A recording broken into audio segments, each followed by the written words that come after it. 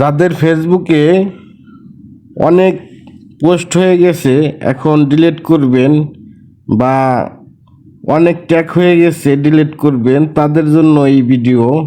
তো কন্টিনিউ করার জন্য ফেসবুকে চলে যাবেন।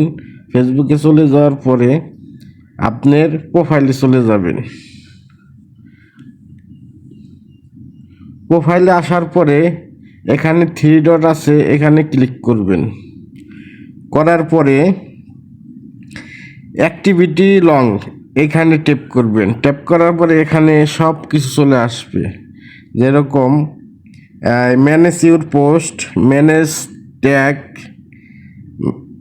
সব কিছু এখানে চলে আসবে। তো আমি দেখাইতেছি ম্যানেজের ট্যাগ, ঠিক আছে। ট্যাগে ঢুকবেন, ঢোকার পরে এখানে যত ট্যাগ করছে আপনাকে এগুলো ডিলিট করার জন্য এখানে সিলেক্ট অল এখানে ক্লিক করবেন।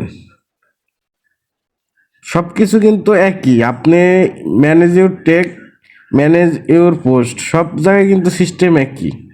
তো আমি সিলেক্ট অল দিলাম, অল দেওয়ার পরে দেখেন মার্ক হয়ে গেছে। এখানে নিচে লেখা আছে রিমুভ ট্যাগ, ঠিক আছে।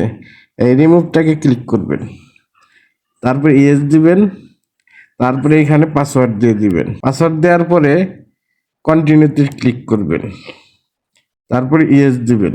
তো এইভাবে আপনারা এই ট্যাগ যারা করছে তাকেও আপনি ডিলিট করে দিতে পারবেন, আপনার প্রোফাইলে আর থাকবে না।